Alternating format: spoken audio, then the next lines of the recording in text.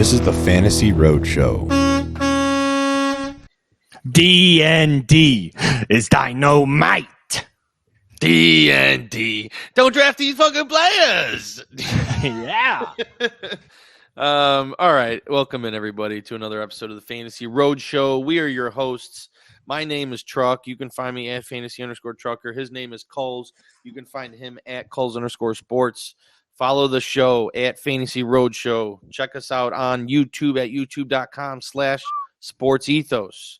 And check out our Substack. Links in the bios. Our link is in the at Fantasy Roadshow bio. Written content's going to be flying off the shelves. We got an intro to Fantasy Roadshow. We're posting our ranking tonight, draft, dynasty, and redraft. So those are updated after these last week 2 preseason games. That's in-season rankings, waiver wire, sit starts, kind of everything, all the goods. So definitely get your roadmap. Sign up for the roadmap. Oh, yeah. All right, Mike, we are here today to talk about our players that we are not drafting.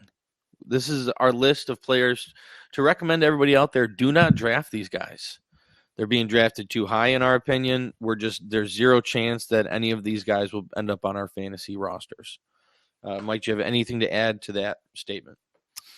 No, just do not draft.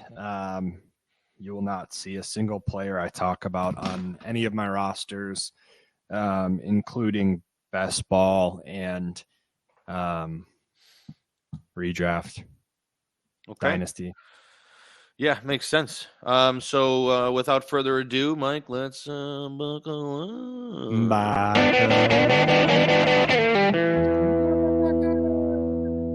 All right. Let's kick it off with quarterbacks. I am going to preface something that I don't have anybody on my quarterback list that I'm not drafting. I'm going down the list of all the players, and I can make a case for drafting almost everyone. I want a very elite quarterback early in drafts within the first 5 rounds. That's ideal. But if I don't, I'm fine drafting those mid-tier guys past round 10 area and even later on. So I have no one on my quarterbacks that I'm not drafting. I am willing to draft pretty much everyone on the quarterback list. So, Mike, I know you have a couple guys you want to talk about in the quarterback room, and why don't you go ahead and take it away? Yeah, I know what I kind of know what you mean by that. So I was just going through my rankings, and I kind of feel the same way. However, I am not drafting. This is going to come as no surprise to people that have been listening to the show, but I do not drafting Geno Smith and Anthony Richardson. Brock Purdy. Let's add Brock Purdy to that list. Okay. And do not draft Mike. Brock Purdy. I think if you were to post a poll on Twitter that said, like, who do you guys think will be on my do not draft list? I feel like the 3 names that would be mentioned: Geno Smith, Anthony Richardson, and Brock Purdy. So that's very you. So yeah. So like Geno, obviously, I've been pretty vocal about him having an anomaly of a year. I just don't think he's very good. I think now coming into year 2, teams, defenses are going to have a lot more film on him, put him in some bad spots. And quite frankly, that's going to lead to very bad quarterback play, which is why he hasn't started for the last 10 years. And listen, I could be wrong. He had a great year last year. All of his tricks that you want to see we're good. And maybe Pete Carroll is just the quarterback whisperer, and that's why Russell Wilson had such success. A lot of those same areas, deep balls, etc. But I just don't like. I do not. I'm just gonna play the history game, saying there's a reason why he hasn't started the last 10 years, and We're going to see that this year with teams with more film and being able to prepare. But he's got every single weapon you could ever want around him. So I understand that. I understand people are projecting the Seahawks to be a pretty good football team here, but I don't know. I think that's not going to be the case. I don't even know where they go from here. Like Drew Lock's had a good preseason, but I also don't see them just yanking Geno this year. So I think maybe regardless of play, he kind of stays the quarterback most of the year. And then Anthony Richardson, like I've been pretty vocal there as well. I understand the athleticism, greatest athletic quarterback of all time, all of this stuff. But I think when it comes down to it, he doesn't have the intangibles of what it takes to be a good quarterback. So I think he's going to make bad mistakes. I think he's going to turn the ball over a lot. I think his completion percentage is going to be really bad. Of course he can break away and, get you yards with his feet, but how sustainable is that? How many games are you going to win that way? I just don't think he's a good quarterback. He didn't win in the SEC. He's just, I just don't see that working out. So, and then, listen, if him and Purdy were combined into one quarterback, they would be maybe the best ever. Purdy does have all the intangibles, the good decision-making, the composure, doesn't turn the ball over. He's got all of those intangibles, but I just don't think he has the talent. I don't think he has, I don't think he's a step up from Jimmy Garoppolo. I think that's why they haven't won a Super Bowl yet, is because they don't have a quarterback that can make that big play against big teams. When you have Mahomes making freak show plays in the Super Bowl and you have a guy that can hand it off and throw screen passes to Deebo Samuel, I just don't think that gets you over the edge. Therefore, I don't think Purdy lasts as starter all season long. I don't know if I should say that either, because I do think the 49ers are that good that they can make someone like him look good like they did last year. Yeah, but definitely. Purdy is not going to win you a Super Bowl. End of story. He's not a full-time starter in the NFL. End of story. If he was on any other team, almost any other team, he would be dog shit and would not be a star. Yeah, he'd be cut from the team. No, not cut. He could be a great backup quarterback, but if he didn't have the roster of the 49ers around him, he is not winning 6 straight games, whatever it was, 6-0, 6-1, whatever his record ended up being. He's just he's not a good quarterback. End of story. He's a good decision maker and has all those winning intangibles, but you place him in that system and you're going to win games. But if you place Sam Darnold in that system, you're going to win games too. If you place Trey Lance, we've already seen Jimmy G. We've seen fucking CJ Beathard win games with them. Like Nick Mullins, you put an okay quarterback, someone that's not going to turn the ball over in a system of Shanahan surrounded by McCaffrey, Ayuk, Debo, Kittle, in the best defense by far in the NFL, and you're going to win games. So those guys are on my do not draft list. I don't want any part of them. You're going to see a lot of their position players on my list moving forward too. But I think we're in a new part of the NFL, a new phase, a new world in the NFL where if you don't have an arm talent and if you don't have an elite quarterback, you're going to struggle to win games, because now looking at my rankings alone, there's 15, 16, 7, there's close to 20 quarterbacks in the NFL that I would consider very good quarterbacks, and you just have new crops coming in every year. So these are teams that do not have that. Therefore, I think they're going to struggle. Yeah, I mean, everything you said makes sense. I totally understand it.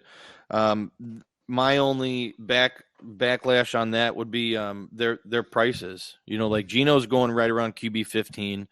Richardson's going right around QB 17. Like, that's cheap enough for me to take a chance on them in the right setting, the right position of the draft.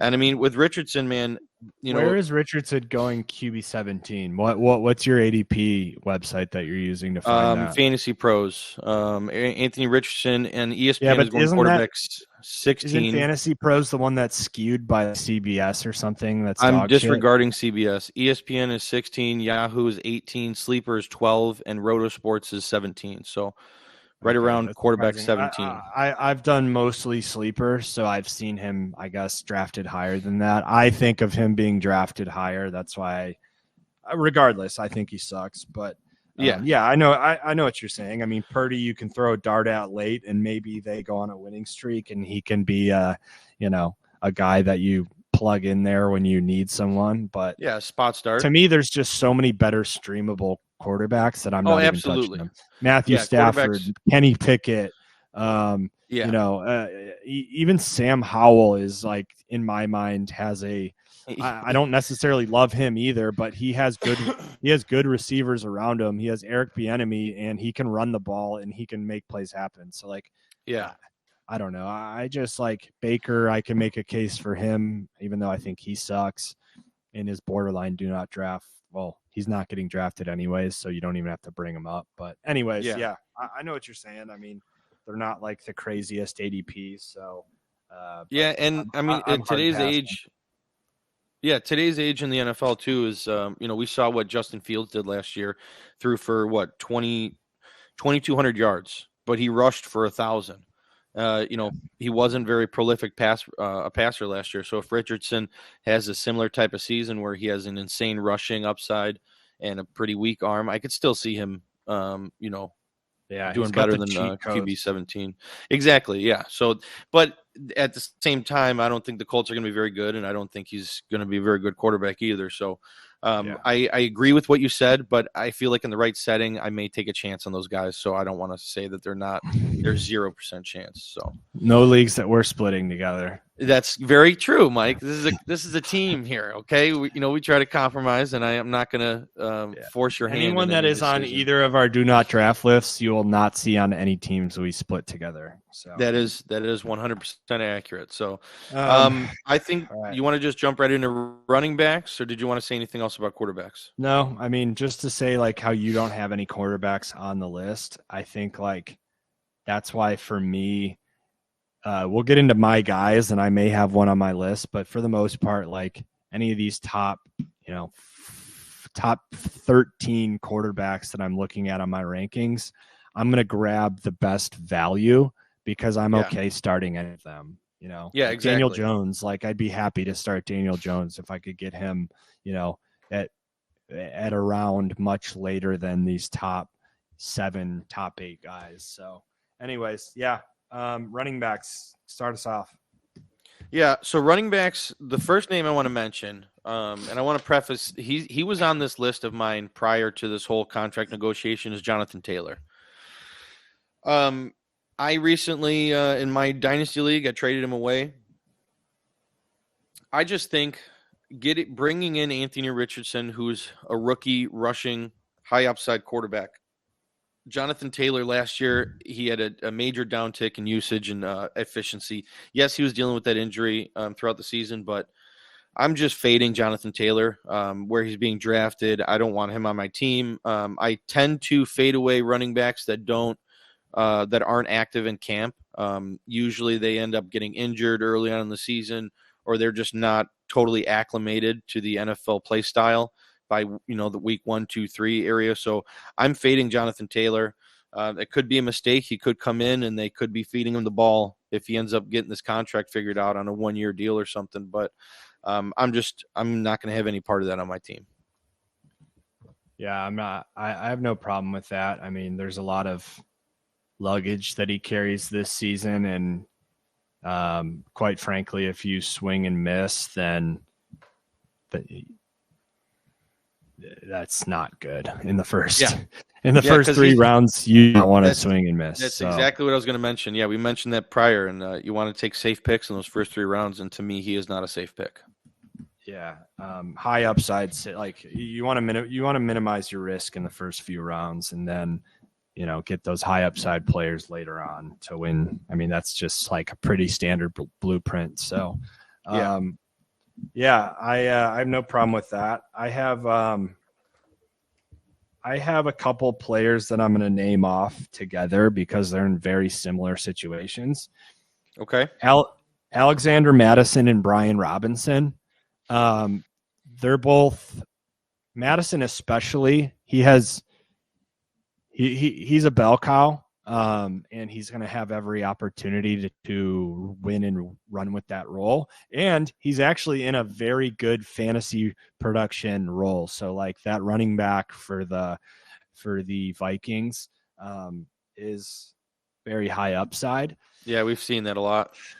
I mean, Dalvin Cook. So, however, and he's done well when Dalvin Cook's been injured, but I just don't think he's very talented.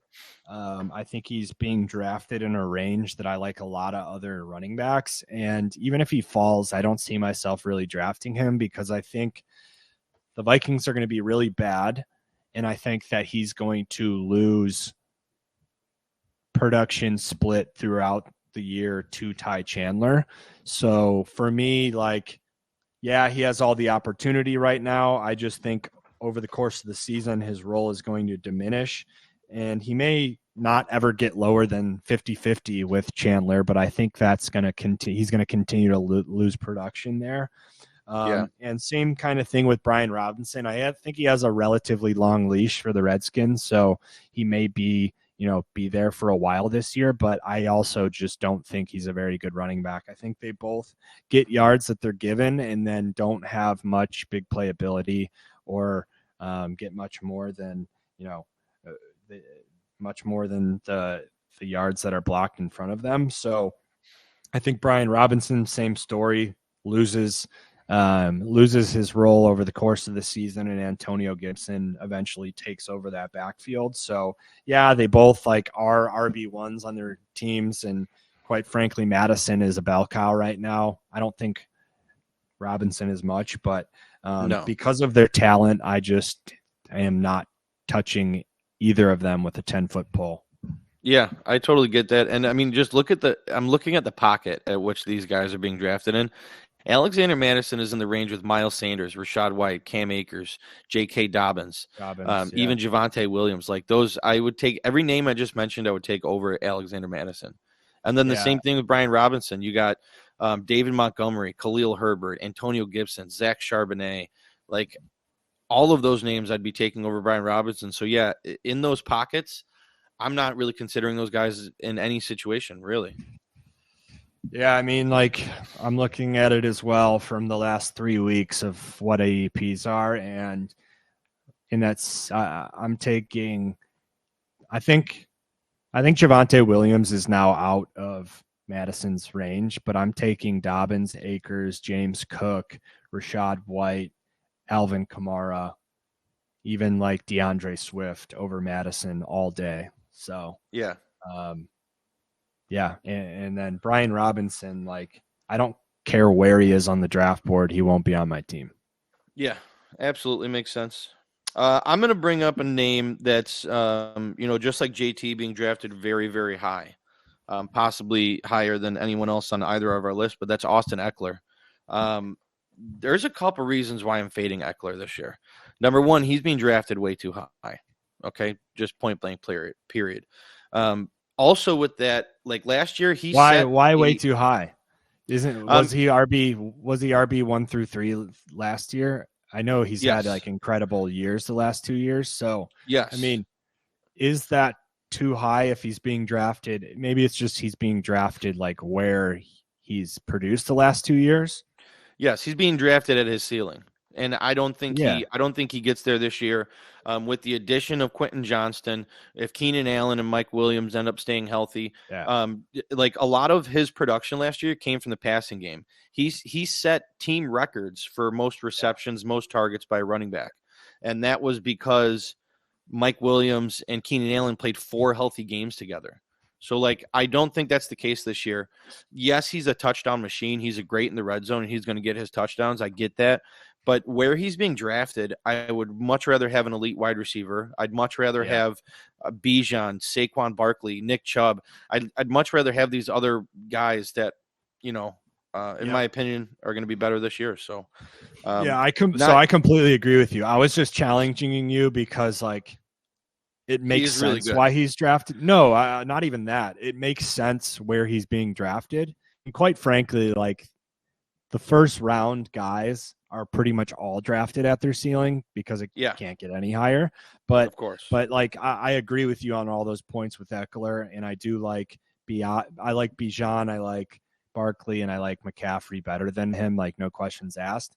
But and I agree with all the points you made as well. But I understand why people are taking them. I mean, if you've had them the last 2 years, you've been very happy, right? But I agree with you. His age is another thing. Like, very rarely do running backs hit 30 and produce at that level still. So I understand that. Yeah, I would. I'd agree with you that there's so many other picks that I like before him in the first round. I just named 3 running backs, and now I can list off Diggs, CeeDee Lamb, probably Amon-Ra as well. So I agree. Yeah, it's just it's hard to envision a world at which he drops far enough for me to take him. Yeah, so like there's do not drafts, there's do not draft lists on based on where they're being picked. If he falls to the middle of the second round, then of course, like, you probably I'll take him. Draft him.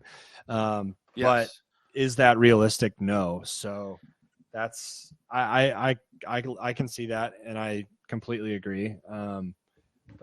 So another guy that I have on my list is Rashad Penny. And I just think as we get further along in the offseason and these roles get a little bit more defined, Penny's role is getting smaller. I think Swift has looked awesome in his very small sample size, but I'm starting to get pretty bullish on Swift, to be honest. I think he gets well into that offense, and behind that line, you give him space and he just does so much with it. So I think Swift and Gainwell have been getting a lot of the talk, and Penny, he had a big run in this last preseason game, but didn't really have any burst when he got to that second level, which is pretty concerning. And then I think the Eagles do kind of see Sermon with more potential in terms of just like athleticism, I guess. I don't know. I for some reason, I think that Rashad Penny, and you're starting to hear rumblings that he could potentially get cut and be the odd man out of backfield entirely. It's going to be someone, and the fact that Penny's name is being thrown in there with Thurman now is very concerning, especially with him being drafted. Where is he? Rashad Penny. He's being drafted right now at 108. So 8th round or 9th round. When I can get Charbonneau, who's looked great again this past week. I can get, he looked really good in that game. A-Chain, Bigsby. I'm not taking a guy in the 9th round who might be cut. And he's going the wrong direction. End of story. Yeah, absolutely. And my last guy that I want to bring up real quick is someone by the name of Dameon Pierce.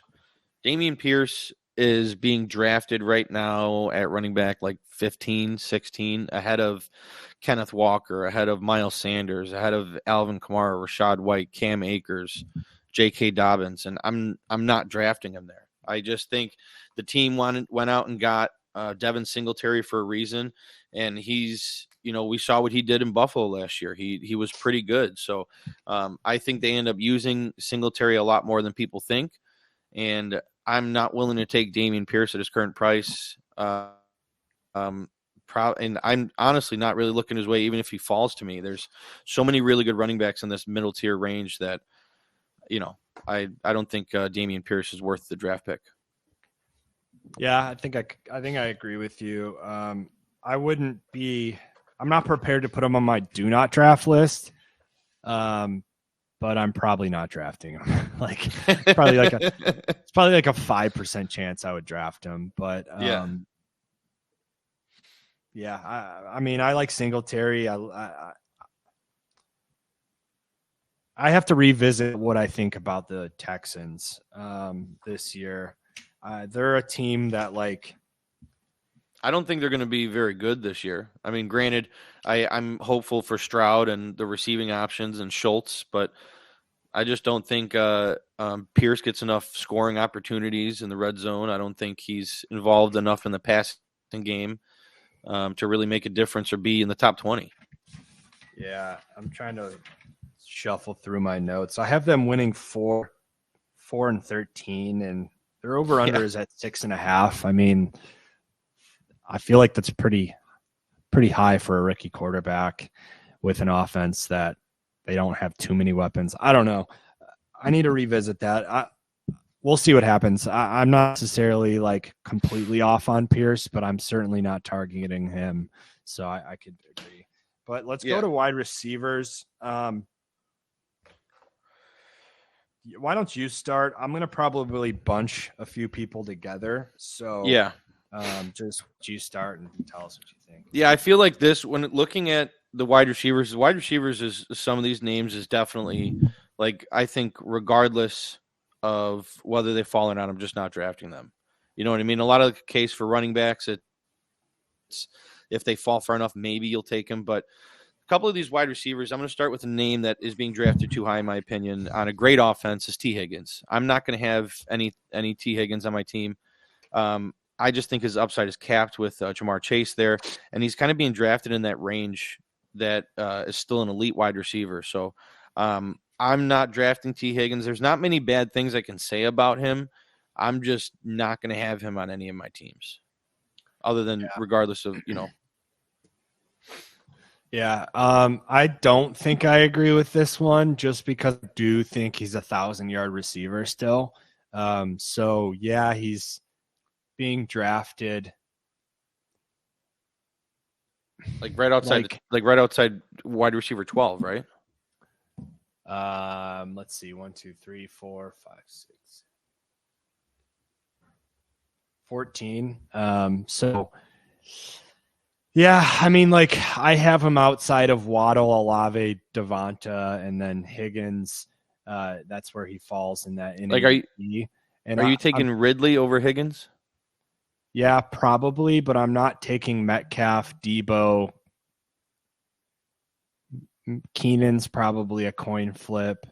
So, I mean, I kind of disagree just because I think he gets 1,000 yards and he's not egregiously. If he was before Waddle, Olave, and Devonta, and I would need all of them to get drafted until I pick Higgins, then I think I would maybe be more on board. But yeah, I don't know. I'm just there is a world. I haven't been picking a lot of Higgins, and I'm certainly not targeting him. But if he fell, then I think I would consider him. It really just depends if I went Bijan round 1 and then Garrett Wilson and Higgins or something like that. But I'm probably taking Calvin Ridley over Higgins, Amari Cooper, Keenan Allen, DeAndre Hopkins. I think I'm taking all of them over T. Higgins. So that's just I like too many people behind him in ADP for me to be drafting Higgins on any team. Yeah, I get it. I'm not sold on Hopkins yet. But I mean, I do have Higgins as my wide receiver 18, and he's being drafted at 14. So, yeah, I mean, I like some of those guys more, but right now I have him ahead of Hopkins, Judy, Watson, even Keenan. I'll probably switch Keenan. I'm starting to grow on him a little bit more, but I do think his age is concerning. So, anyways. Who do you got? What do you say you want to group some people together? Yeah, I have DK and Lockett. And for obvious reasons, your Geno Smith. For obvious reasons, I've talked about Geno. And then I also have Mike Evans and Chris Godwin. Because I'm kind of out on Baker, and I'm out on that whole offense besides Rachaad White. Just because I think Baker's going to drop the ball off so much. And quite frankly, another guy on my DND list who I can add into this conversation is Pittman. because he's right next to Lockett. So you have Pittman, Lockett in that same range. I'm a bigger fan of Pickens, Dotson, Gabe Davis, Hollywood Brown. So yeah, I just maybe even Elijah Moore. That's getting pretty aggressive, but but I totally understand the thought process. Yeah, I don't think Anthony Richardson,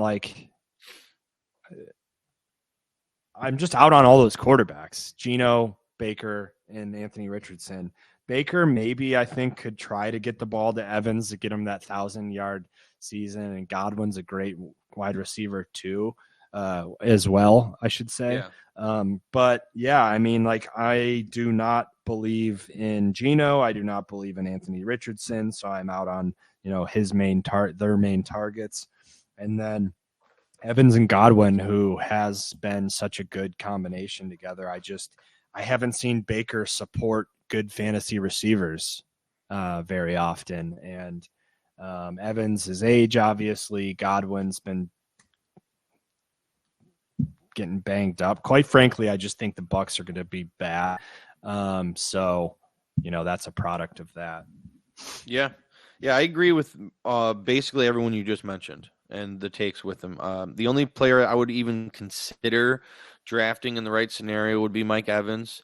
But it's got to be the perfect scenario for me to draft him. I'm not targeting him in any drafts. So I want to mention someone by the name of Cortland Sutton, someone I was very high on last year. As of recently, I mean, from the first couple of preseason games, we haven't really seen Denver clicking like we want to or like we should. But Sutton just kind of seems like the odd man out now. Jerry Jeudy has firmly cemented himself as wide receiver 1. They got that rookie with Marvin Mims, who could be a deep threat. And then you got Greg Dulcich, along with Samaje Perine and Javonte Williams. I'm not drafting Cortland Sutton on any team, and pretty frankly, regardless of how far he falls, I'm just not looking his way in any scenario. Yeah. Yeah, that's a tough one. Sutton, I'm not completely off on him, but again, I don't think that I'll really be drafting him. I just think his ADP has how bad they were last year in, and if they're a little bit better this year, then he's going to improve on that. And you had the Tim Patrick injury, so his role improves because of that. So, there is a world that I could see myself drafting him. It's just he's going to have to fall past. I mean, what? Sky Moore, Elijah Moore, Zay Flowers, Gabe Davis, Quentin Johnston. Yeah, behind them. Yeah. But I'd probably draft him above Juju, probably above Dobbs, Jameson Williams. What about Bateman? Yeah, probably Bateman and Odell, Jacoby. So, I mean, just because of, I think Denver's going to be better. He's a very talented receiver. And quite frankly, that Tim Patrick injury might mean something. I mean, Vegas had Tim Patrick at 525.5 yards. So 500 yards back on the table that I think Sutton is the main benefactor of.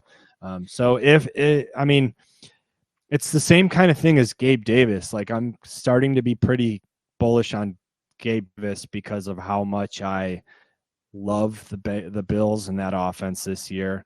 And he had that ankle injury and he burned a lot of people. So anytime someone burns the public like Sutton and like Gabe Davis did last year, then that following year it's going to be baked into his ADP and there's going to be some value there. So I think Sutton has, for all those reasons, not targeting Sutton, but if he fell, I would consider him, I think.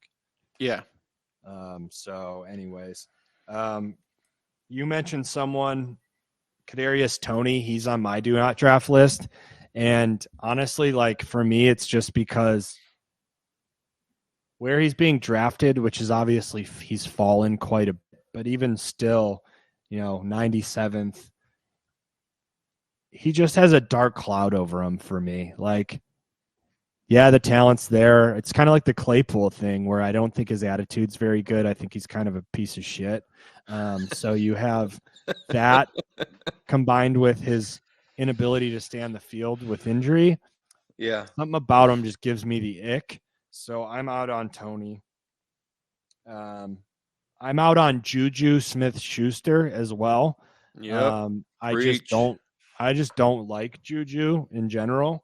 I think he is older and just like he wasn't good for Patrick Mahomes in an offense that desperately needed someone.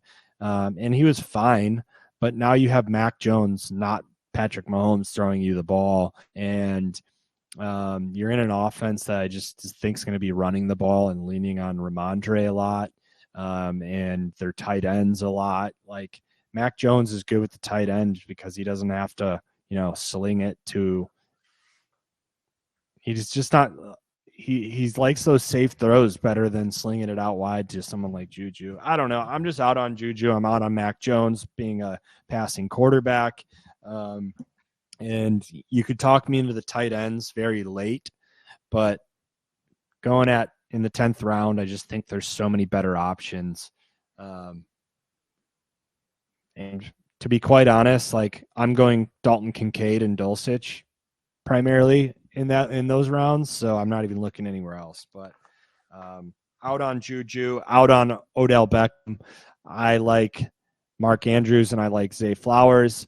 I do like Bateman much more than I like Beckham. So will Beckham have a game or two? Maybe, but I just think he's kind of a shell of himself and not going to be back to that Odell Beckham that people like to think about. Yeah, I completely understand where you're coming from there. Probably won't have much Odell Beckham on any of my teams. Such a prima donna. He's not a Raven either. Like Ravens are badasses, and he's just not a badass. He's a little fairy boy bitch. That's a very good point. That Ravens carry a certain demeanor about themselves, and he right when he starts being a little pussy on the field, Harbaugh is going to be like, hey, "This is not Get Ravens him the fuck football. out of here. Get him the fuck out." Yeah, go back to LA. All right. Well, one last wide receiver I wanted to bring up, who I'm not drafting, will not be on any of my teams, is Deontay Johnson. Deontay Johnson is someone who, in the very, very early stages of this offseason, I was contemplating as like a bounce back candidate. He had like 800 yards last year and 0 touchdowns. He had like 80-some targets and 0 touchdowns. I don't think that Kenny Pickett is going to be very, very good this year. And I do think that George Pickens is going to become that wide receiver one and really show out there in Pittsburgh. So I'm not drafting Deontay Johnson. I'm not looking his way. His name is pretty invisible to me on draft boards.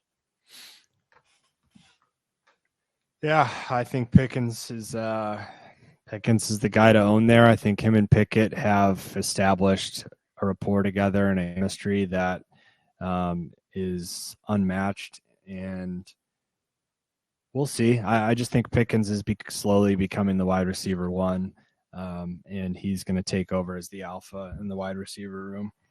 So yeah, I get it. I'm good with wide receivers. I don't know if you have anyone else to mention, but that's kind of my list. Yeah, no, I don't have anyone else. You mentioned a lot of the guys on my list, so DK, Lockett, Evans, Pittman. Godwin, totally off on those offenses. Pittman as well, and then Tony, Juju, and Odell. Those are on my list. Do you want to read off your list, and we'll go to tight end?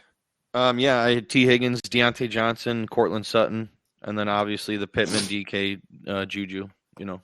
Yeah. Okay, so moving on to tight ends, this is going to be more of a statement from me in general, and I think Ryan agrees with me. But yeah, I don't have much to add to the. But there may be some people that you take off of the list that I kind of have right here. Okay, all right, let's hear it. I know there are some names that you like, but I'd be interested to hear your take on that. But the way that I look at tight end this year is, I either want Kelsey or Andrews, and quite frankly, I'm not targeting Kelsey. Maybe if he fell to like 9 or 8, I'd probably start looking at Kelsey, but he's typically not going to be there for when I would draft him. I'm just looking at the board right now, and I would go Jefferson, Chase, Bijan, Diggs, CeeDee Lamb, all before Kelsey, and potentially even Tyreek Hill. So that's not going to happen. I'm not going to get him in most cases, but Mark Andrews is someone that I'm targeting, and that's based on going mid-third round. I just feel like, and even if he falls further than that, but I just feel like he's a good, safe pick, and he's going to have a huge year, benefit from Monken's offense. But quite honestly, from Hawkinson through Njoku or Schultz or Njoku, I'm putting all of them on my do not draft list. So Hawkinson, Waller, Kittle, Pitts, Goddard, Ingram, and Freiermuth. I would probably take Waller out of that because he's I would as well. 4th. I don't know. I mean, even that, I'm probably out on Waller just because I'm drafting your like Ayuks, your Dobbins, your Akers, that running backs in that tier. But I understand Waller. He's going to be a target. I mean, he was targeted 4 times on their first opening drive. I just in preseason, I just think he's got. I don't know, man. He's being treated as the 4th tight end now. Like even that, I don't like. But anyways, that entire mid tier of tight end, I just think like I don't see any value there, to be completely honest. Like there's just so much value in the running back and wide receiver, or even like you can grab a Lawrence or a Herbert instead of those tight ends. I just like the way that I view tight end is you have someone like Kincaid, who I'm hyper targeting. I want him on every team because he's being used as a wide receiver. If he has wide receiver numbers, he's easily going to put up 60, 700 and 5 touchdowns, which is pretty much Dallas Goedert's ceiling. So, I think Kincaid, if he's used in the slot and the number 2 receiving target for the Bills, he's going to be top 3, top 5 guaranteed tight end. So I am hyper targeting him. There's no scenario where Njoku has better numbers than Kincaid if he's used in that role, which I think people are starting to realize he is going to be used in that role. Same with Freiermuth. Evan Ingram's in a crowded wide receiver room. So Goddard, I mean, I don't know what else to say other than I like Kincaid in the pick 126 way more than all the way up to Hawkinson, who's going at 46.